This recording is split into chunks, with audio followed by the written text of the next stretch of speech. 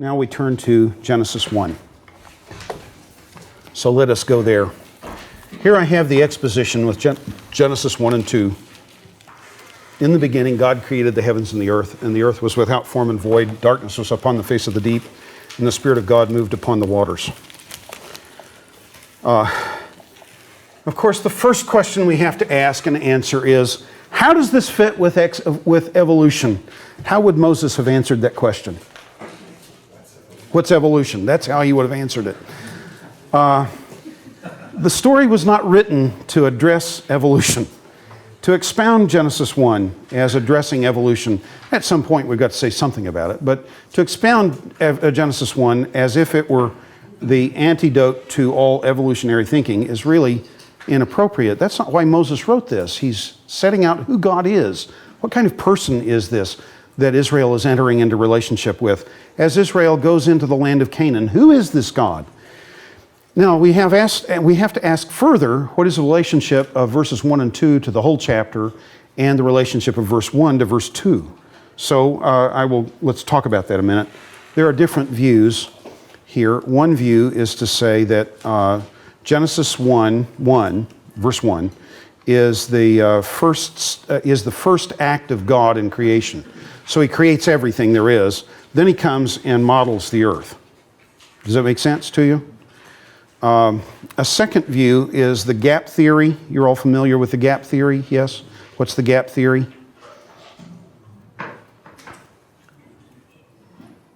Okay, you're not. Okay, yeah. I'm going to try this.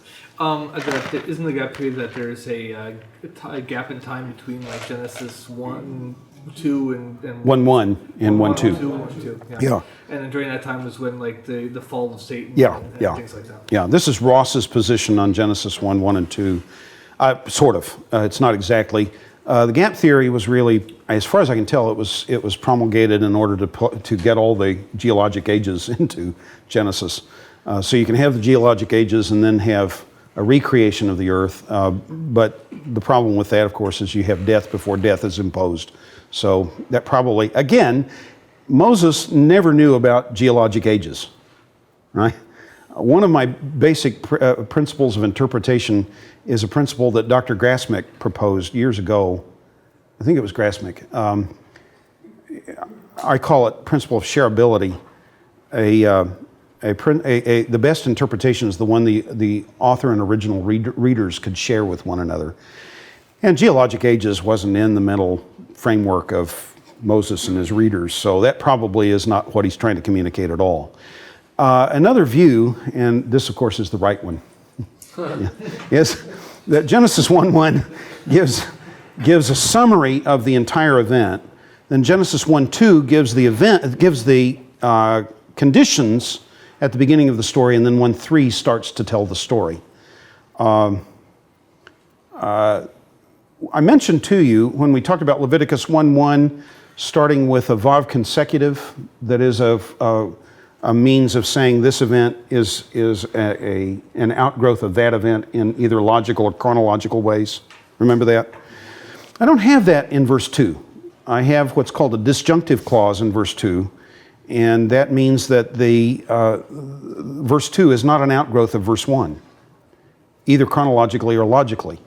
So typically what I have, and this is fairly standard Hebrew style, you start by giving a summary of an event, then the conditions at the beginning of the story, and then you tell the story. So I take verse 1 as a summary or a title, yeah. Can you talk a little bit about the word bara, create? I thought it always means a fully formed... Yeah, it's possible. It's always used, bara, to create, is always used with God as its subject. It never has any other being as its subject. It always is, the result of bara is always something unique. So you find bara in the Hebrew text of Genesis 1 only at isolated places. It's not all over Genesis 1. It's when God makes the animals, the fish, he creates. When he makes man, he creates. And it doesn't mean make out of nothing. In Genesis 1, God creates by his word. Yes, the human race. Yes? Yeah? All right.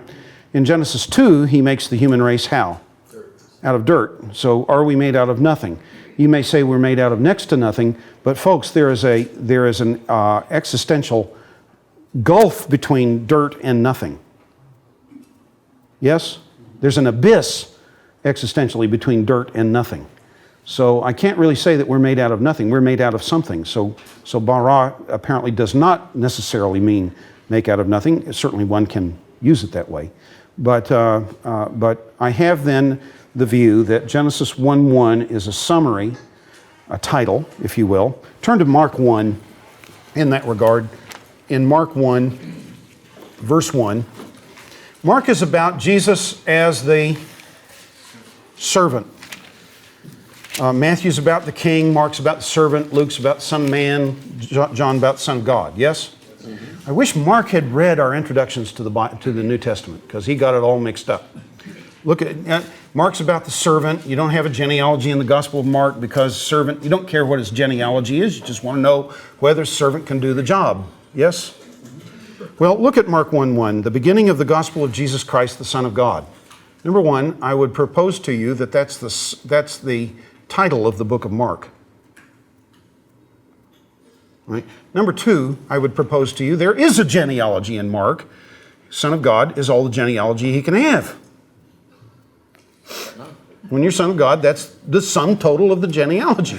And the rest of the book sets out to prove that Jesus is the Son of God. So we actually have two Gospels that focus on Jesus in his role as Son of God.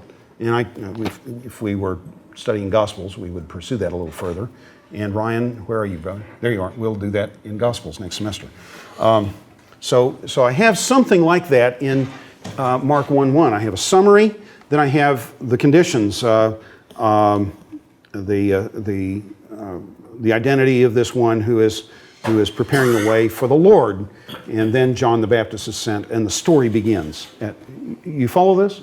So I think we have something like that going on in Genesis 1. Well, what is going on in Genesis 1? Well, I think what's going on is God rectifying the conditions that are stated in verse 2. Well, what are the conditions? The earth was without form and void. What does void mean? What's the Net Bible say? Empty. It means empty. It was shapeless and empty.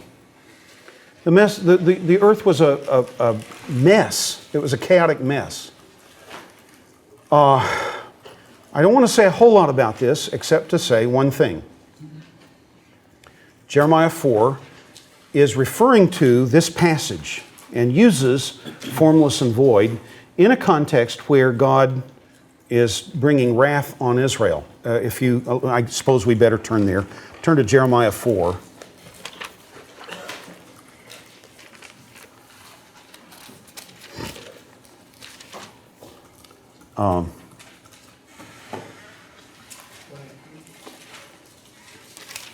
Let's see, verse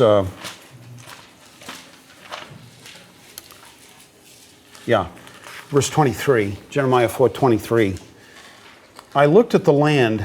In Hebrew, the earth is haaretz, and the land is haaretz. So it sounds different in our English Bibles, but it's the same in Hebrew. So I looked at the aretz and saw that it was an empty wasteland. The Net Bible reads, same phrase as we have in Genesis 1:2. I looked up at the sky, and its light had vanished. I looked at the mountains and saw that they were shaking. All the hills were swaying back and forth. I looked and saw that there were no people, and all the birds in the sky had flown away. I looked and saw that the fruitful land had become a desert, that all of the cities had been laid in ruins. Let me stop reading there. Notice that we take Genesis 1 and reverse the order. We start with man, birds, plants. Do you follow this? So we're reversing the order. This passage is really intending to comment on Genesis 1 by reversing creation. It's a reversal of creation. To what end? The last part of verse 26, the Lord has brought all this about because of his blazing anger. This may be an interbiblical commentary on Genesis 1, and if it is, then the formless and void or shapeless and empty issue may be an indication of the wrath of God. Why has the wrath come? I don't know. Alan Ross, whom I reverence. I almost want to bow every time I say the name Alan Ross. But Alan Ross, whom I reverence, says that the fall of Satan has occurred, and that's what has caused the corruption of the earth. I don't know that. I don't have anything in Scripture that tells me that Satan fell at this point. He is fallen by the time we encounter him in Genesis 3, but I don't know that he fell between Genesis 1:1 and 1:2. So I don't want to know what the Bible doesn't tell me. Okay? All right? So far as its interpretation goes. But the earth is without form and it's empty. Darkness is upon the face of the deep. Darkness is an image that the Old Testament uses to talk about the place where the wicked can function. Wicked people lay in wait after dark to waylay the righteous and to plunder them, to beat them up and take their wealth. Proverbs 1, for example. Light is a symbol of salvation. Darkness is a symbol of disaster. Yes? Darkness upon Egypt, for example. Darkness was upon the face of the deep. The deep, the sea, is consistently in the Old Testament a place where you would assume God is not. Psalm 103, no, not 103, Psalm 139. If I take the wings of the dawn and dwell in the uttermost part of the sea, even there, what does even mean? Even there your hand will guide me, your right hand will lay hold of me. What does even mean? Also, Yeah. Yeah, that's it. I wouldn't expect it, but in fact, that's the case. So if I could fly from the east to the west as fast as the rays of the dawn fly, God would already be there and would be dealing with it. I wouldn't expect it, but it is. If I ascend into the heavens, you are there. If I make my bed in Sheol, you are there. It's where God is not. Do you follow? Where God is most fully revealed, and where God seems to be most fully not revealed are heaven and Sheol. Where God is revealed is in the land. Where God is not revealed is in the sea. Do you follow this? How many Israelites went to sea intentionally? Name me some. Jonah went to sea for what purpose? To run away from the Lord. Which makes no sense even on his own reasoning. The God whom I serve is the maker of heaven and earth and the sea. You know, how do you run away from God when he made the sea? but the sea is where you don't expect God to be. Do you follow this? So here I've got several indications that there is something terribly, dreadfully wrong with the earth at the beginning. What made it that way, I don't know. I don't even want to speculate about it. But there's something dreadfully wrong. I'm just confused. What's the difference between that and gap theory then? I don't want to. Number one, I'm not putting any geological ages there, so it's fundamentally distinct from the gap theory. Number two, Genesis 1:1 is not the beginning event. It's simply saying, here's what I'm going to talk to you about. Then here are the conditions at the beginning of the story, and now I'm going to tell you how God did it. I see. So it's something happened. Should you believe in an old earth or a new earth, a recent earth? I don't know. I don't think this passage tells us. My suspicion is, first of all, as I look at Genesis 1, I don't find any clear indication of God making anything out of nothing in Genesis 1. Hebrews 11:6 tells us that God made things out of nothing. Is it 11:6? 11:4? Can't recall. So early verses of 11, it's 4 to 6. Is 11:6? I can't remember either. I can look that up. I don't need to know it. But the point is to say that here, I don't know what we have except that we have God's ordering the creation as it now is. Are you with me here? I don't know whether that was 25,000 years ago. I don't know whether it was 4.5 billion years ago. I don't know, and I don't want to speculate about it. God has told me what I need to know about it. Beyond that, I should not go. That raises the question then, are we dealing with a literal or a figurative narrative here? And the answer is, in some sense, we're probably dealing with analogical language. What do I mean by analogical language? Not logical. No, it's not logical. Analogical means that we're using analogies to explain things that are beyond our comprehension. When I call God Father, is that literally true? In a sense. With whom did he have sex to make me his son? Then no, it's not literally true. It's analogical. It's an analogy. It's a valid analogy. Who chose it? Jesus. Yeah, or God chose it. God chose that to describe himself. And if God is choosing the analogies are reliable. I must not push them to every possible use to which they might be put. Yes? But they are reliable analogies. Does that make sense to you? Because God has chosen them, then they're reliable analogies. Am I making sense to you? So is this literal or figurative? It probably is not absolutely literal, in the sense that how can you have day and night when there is no sun?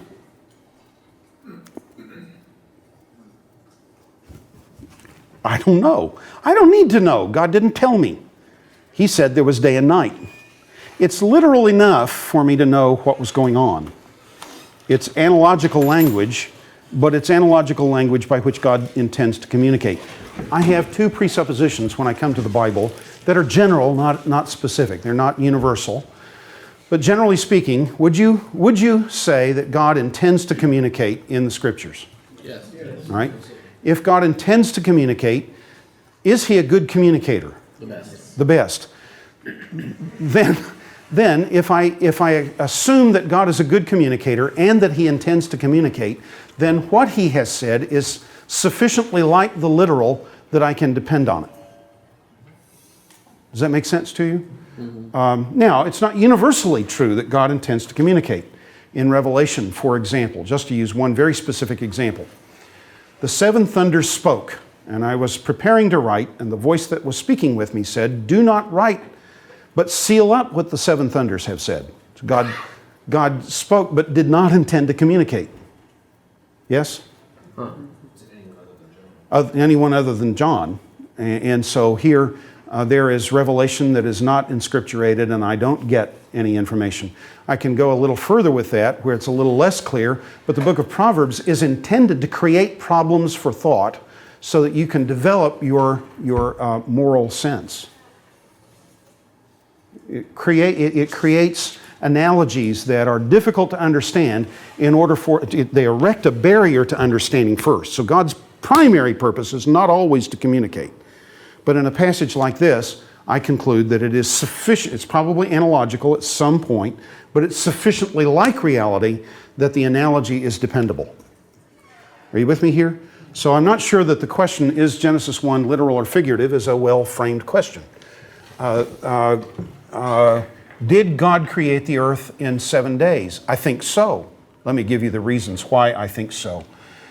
Read on. The world is in a terrible condition, chaotic mess, and God sets out to solve that chaotic mess. On the first 3 days, 2.5, he solves the shapelessness of the earth, and on the next 3.5 days, he begins to fill the earth. So here, verse 3, God said, "Let there be light," and there was light. And God saw that the light was good, so God separated the light from the darkness. He is now dealing with the shapelessness of the earth. First things, separating the light and the darkness. So God separated the light from the darkness. God called the light day and the darkness night. There was evening and there was morning, the first day. In verse 5, the first use of the word day, how long is day? If God intends to communicate, and the best interpretation is the one that the author and original readers could share with one another, how long is the first use of the word day in verse 5? 12 hours. 12 hours. He called the light day, and the darkness he called night. Yes? Right? Then, in the second use, how long is the day? 24. 24. Are you with me here? Now turn to chapter 2.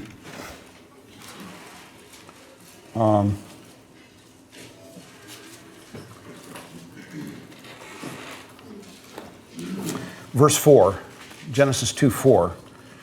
This is the account of the heavens and the earth when the Net Bible reads rightly, more literally, in the day when the Lord created the heavens and the earth. How long was the time of the creation of the heavens and the earth according to Genesis 1?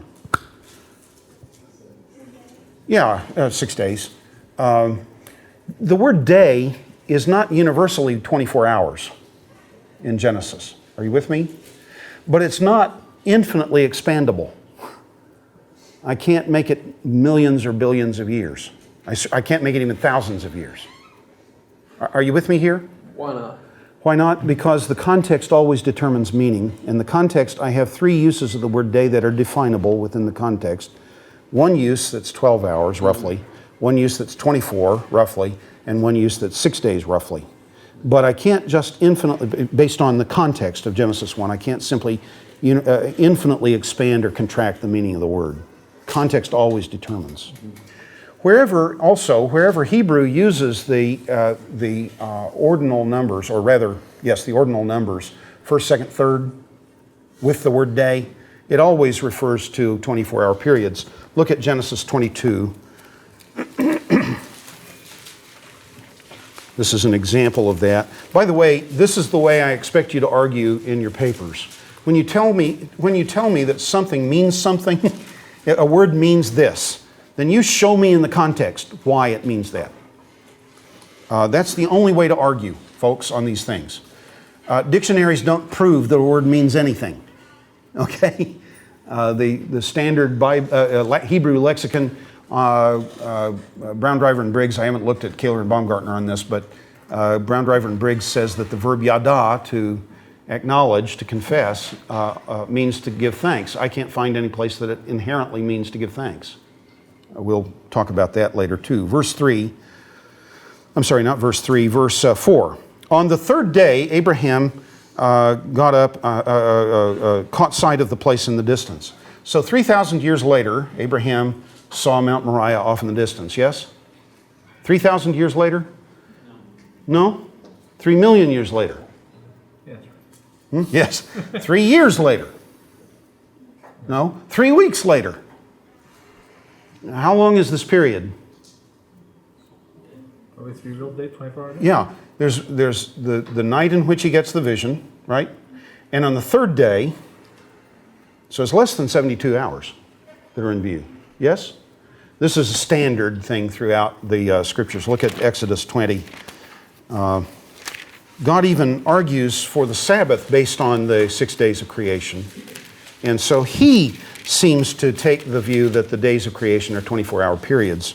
In Exodus 20, verse 8, remember the Sabbath day to set it apart as holy. Now Exodus 20, verse 9. For 6 days you may labor and do all your work, but the seventh day is a Sabbath to the Lord your God. On it you shall not do any work. Verse 11 now. For in 6 days the Lord made the heavens and the earth. How long is a day? In Exodus 20, verses 8 to 11. 24 hours. So what is he trying to communicate? Is God a good communicator? Yeah, best. All right. Does he intend to communicate? Yes. Is the meaning shareable? Yes. Yeah. Then what does day mean? 24-hour period, or 12, 24, or a week. But it's not infinitely expandable within the context. Does this make sense to you? So we've dealt with the days, the structure, relation. Okay, we get light, dry land, grass, and fruit trees. Why did God create light? He's light. For life. He's light. So why did he create light? If he's present, there should be light. So why did he create light? For the Israelites. Oh, for his creatures. Hear this, folks. Are you listening? God said, "Let there be light," and there was light. God has the kind of authority that when he speaks, things get done immediately and exactly as he gives the command. I assume you were an officer, all right? That doesn't always follow, but what rank? Captain. Captain, so you were probably at least a company commander. Oh boy, what a job. I'm glad I was enlisted. I got to go home at 4:30. As company commander, when you issued an order, how often was it carried out exactly as you ordered and immediately? Fairly often, because there are some remedies that you have to draw on, but not universally. Right. One of the things that people find when they get into the presidency is that things don't work the way they ought to. If you're the president, you're the supreme commander of the military in the United States, good stuff, right? Got power, most powerful chair in the world, president's seat, right? And yet you've got the State Department. The highest level of the State Department is made up of his appointees, but all those people who actually do all the work in the State Department have been in there for umpteen years, and they're under the merit system, so they can't be fired, and they do things the way they want to, no matter who's in the White House. Same thing not only in the State Department, the Defense Department, and all through the administration. Folks, do you realize how unusual it is to have a person who has a will that gets carried out immediately and exactly as he wills it? This is absolute sovereignty. But how does he use that absolute sovereignty? Why did he create light? Why does he create dry land? Why does he create grass? Why does he create fruit trees? For all of his creatures. Every amoeba that's ever lived on the face of the earth has had to have access to light. Then God, who is absolute sovereign, rules by serving. I thought for years that Jesus had come up with the idea. He who would be first among you must be what? Last, servant of all. Remember this? But that wasn't new with Jesus. Jesus got it from Genesis 1. It's crucial that we see that. So here, light, dry land, grass, fruit trees. Naming. Why does he name things? Why does he name the day and name the night?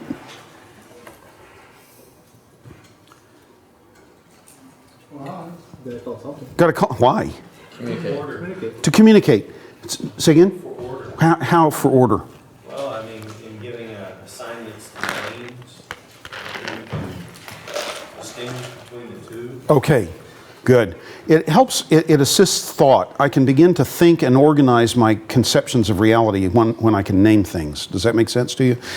That's, of course, not a problem for God, but he's going to call it day and he's going to call it night because, first of all, that's what it is. And secondly, because it will give mankind a way to think about these things. But also, the night is where, in Hebrew, the word night is la yalah.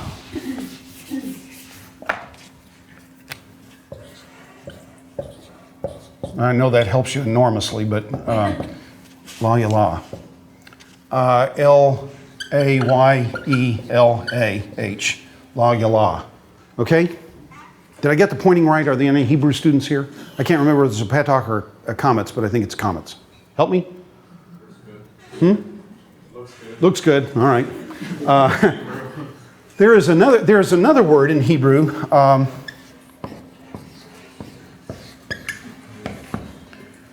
Leet. You can see it better in Hebrew than you can in English, the similarities between the two words. Yes? That's a night demon, Lilith. So if you watched Frasier, then Lilith is a night demon. So explains a lot of things. But for the ancient Israelite, night is a time that is frightening. You don't know quite what's going to happen at night. And you don't ever want to go to bed without light in the house. So if it's possible, you're going to have a light burning in the house. You have to be exceedingly poor not to have a light burning in the house through the night. To have the lights put out is an indication that you're in real trouble. Does that make sense? Mm-hmm. So here, why would God name the night? Because he is sovereign over it, and he controls it. And Israel has nothing to fear from it. Does that make sense to you? So his naming indicates his sovereignty over it. And throughout the Old Testament, when someone names something or someone, there is sovereignty going on. When Daniel went to Babylon, they renamed, of course, Daniel, Belteshazzar and his three friends, your shack, my shack, and a bungalow, right? But now I never can, Azariah, Azariah, Hananiah, and Mishael became Shadrach, Meshach, and Abednego. Why?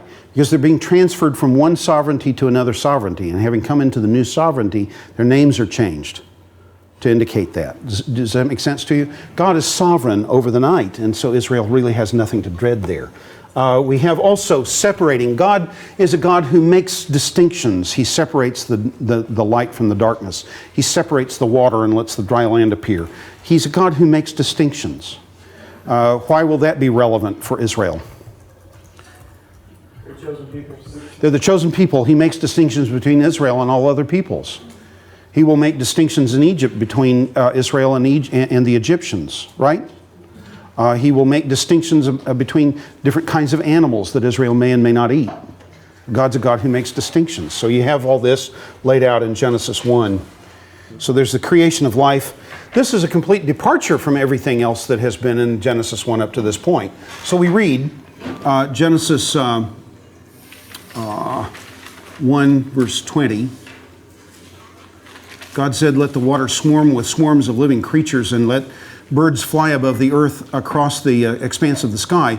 God created the great sea creatures. Here is a departure, some new action that God is carrying out. It's unique. Nothing like it has ever been done before. And then when we get down to 27, we have the creation of the human race. So this is a crucial issue, the departure, something new, something unique. Blessing. God blessed the animals. How did he bless the animals? What was the nature of that blessing? They multiplied. Yeah. How did he bless the human race? Multiplied. Multiply. What is blessing? Prosperity. Yeah. It's conferring fullness of life. He said prosperity. To bless is to confer fullness of life on whatever is blessed. Are you with me? Mm-hmm. All right. God blessed the animals. What verse is that? Verse 22. God blessed them and said, "Be fruitful, multiply, fill the waters in the seas, and let the birds multiply on the earth." So he blesses the animals. And the nature of that blessing is fullness of life. Then he blesses the human race. And the human race is to fill the earth. Multiply on it. Yes? Fullness of life. When God blesses Noah and his 3 sons, Genesis 9:1, turn there. How did he bless Noah and his 3 sons? Be fruitful and multiply. Does that sound like anything? Sounds like Genesis. 1. Then the purpose of God in blessing the human race remains as of Genesis 9, even with the terrible sinfulness of the race, there is still God's purpose to bless, and the blessing is still the same, namely fullness of life. Does that make sense to you? All right. When, therefore, God blesses Abraham, it's bringing fullness of life. When he blesses Isaac and Jacob, it's bringing fullness of life. When he blesses Joseph, when Jacob blesses Pharaoh. How, by the way, is Abraham able to bless Isaac? How is Isaac able to bless Jacob? If blessing means to confer fullness of life, how are they able to do that? How is Jacob able to bless Pharaoh? Was this more of a transfer of the covenant? Yeah, well, I wouldn't say transfer of the covenant, but it's inherently tied to the concept of covenant. These guys are mediators of the covenant. And as mediators of the covenant, they have the right to bless. In Numbers 6, we will see Aaron and Moses blessing the nation of Israel. How are they able to do that? They're mediators of the covenant. Do you follow? That means that I'm not a mediator of the covenant. I don't have any blessing power. Yes? I can give you a grade, but that may not be a blessing, huh? Now, let me confuse the waters just a little bit. Psalm 103, verse 1, is the proof that you ought to pray after you eat, not before. Bless the Lord, O my soul, and all that is within me. Now, how do I bless the Lord? Do I confer fullness of life on Him? Maybe that's not the best definition. Maybe it's not. Or perhaps there's a derived definition that will cover that. Look at Psalm 103. Yeah, that is a good question, and it should be asked when that kind of information arises. Psalm 103, verse 2. The Net Bible reads, praise the Lord. The word really is bless and probably should be translated that way here. Verse 2, praise the Lord, O my soul. Do not forget all his benefits. He is the one who forgives all your sins, who heals all your diseases, who delivers your life from the pit. Is this fullness of life? Is the psalmist describing fullness of life here? Yes. Who crowns your years, crowns you with loyal love and compassion, satisfies your life with good things, so your youth is renewed like the eagles. Sure. Is that fullness of life? Sure. Then when I bless God, I acknowledge Him as the one who has given me fullness of life. See? We bless you, Lord. Well, maybe you don't. No, the point of blessing is to say that I acknowledge God as the giver of all the things that I have, all the benefits that I have. Does that make sense to you? So blessing here, when God does it, and there's a social distinction between the two subjects. When God does it, or when one of His covenant mediators does it, we're conferring fullness of life. When I reverse the process and bless God, I'm acknowledging Him as the one who has given fullness of life. So, this concept of blessing. If you choose to do that assignment on blessing in Genesis, trace it through the book, though. Test this definition. Go see if there are better ones around, and see if you can help me out here. But the point of this assignment is to get you into the book and thinking broadly about what's going on with blessing in the book of Genesis.